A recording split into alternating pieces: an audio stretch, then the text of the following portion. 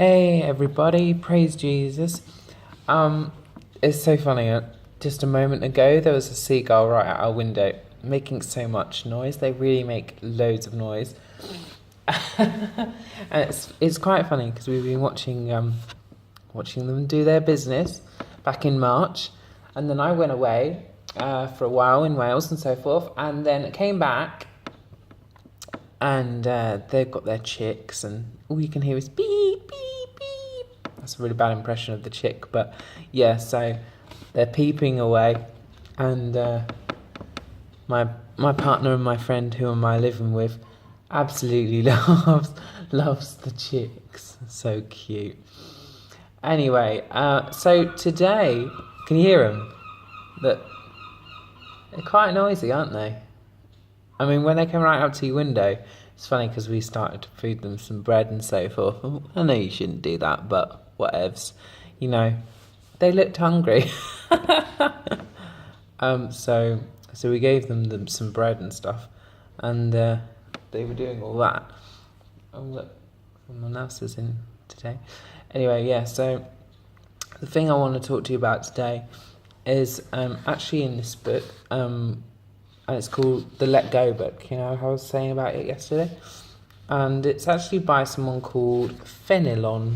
And I was like, oh, who on earth is Fenelon? So I was looking through it. And I was like, who is Fenelon? Now, I can't even pronounce this person's name. But basically, there was some Archbishop of Cambrai in... I hope it's Cambrai or Cambrai. Sorry, everyone. In France. During the 17th century.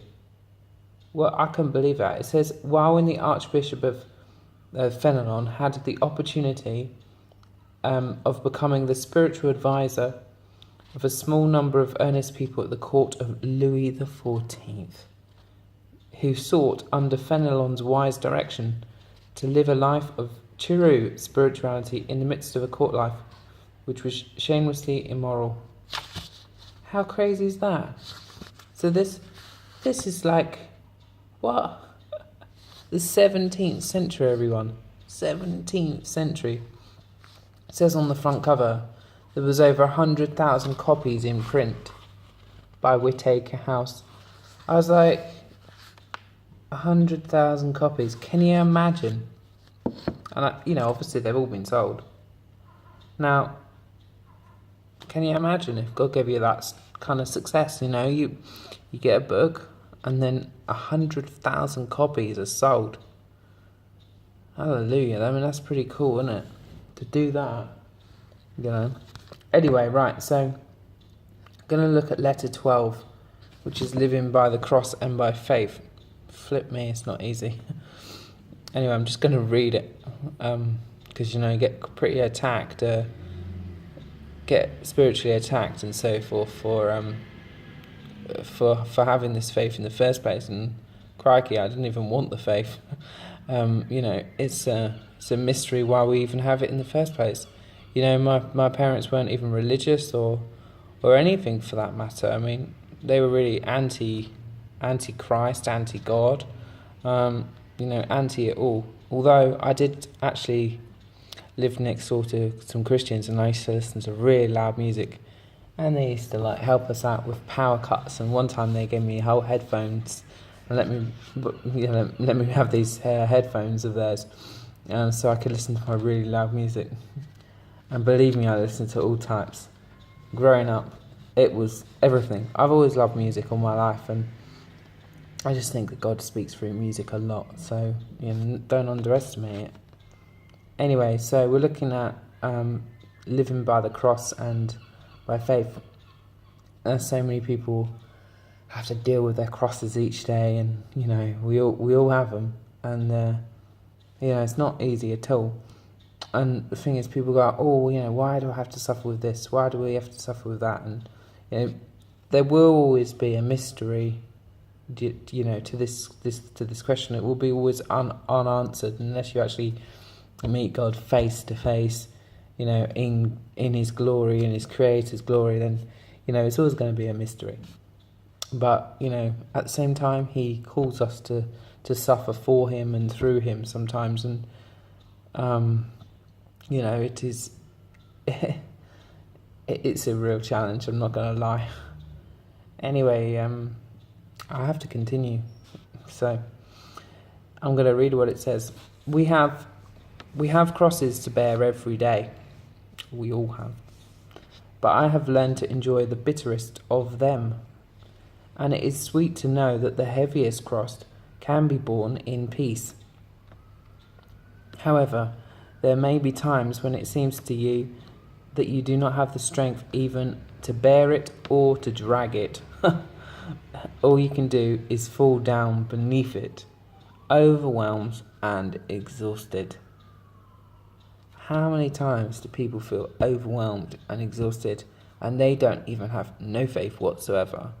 You know, how many of you know that, you know, these evil powers are out there to try and overwhelm you, exhaust you, tire you out, and it's not just because of work and stuff, it's just because, you know, the spiritual realm, you know, this demonic realm and everything, absolutely hates Christians, hates any type of believer, anyone that wants to walk in the light with the truth of Yeshua, anyone like that, you know, he get targeted. How many of you know that we get targeted from, you know, young ages, from the womb? Obviously that's not even an age, but, you know, from the womb, with like rejection from parents and stuff, or just, you know, when you're a child, you really get targeted. You can be picked on by people and stuff. And how many of you know that we don't fight against flesh and blood, but against the principalities and the powers of darkness, and, you know, all the other stuff that comes from this world and the age of this world and everything like that? Well, you know, basically we do. And so as a result, we do have to suffer as part of God's plan, you know, and, you know, people, suffering's not a very good advertisement for Christianity, in my opinion. However, God seems to think differently about this. He says that it's really good that we're weak, because then we're humbled and then he can be strong in us.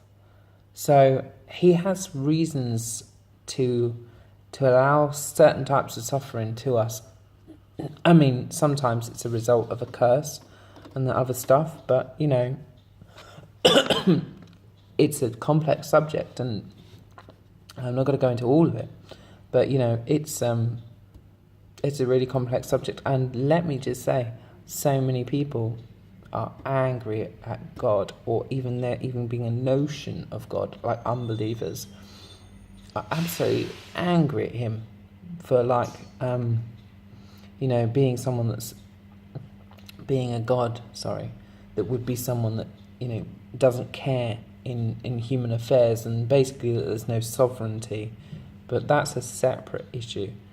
So let's go back to what we were saying here.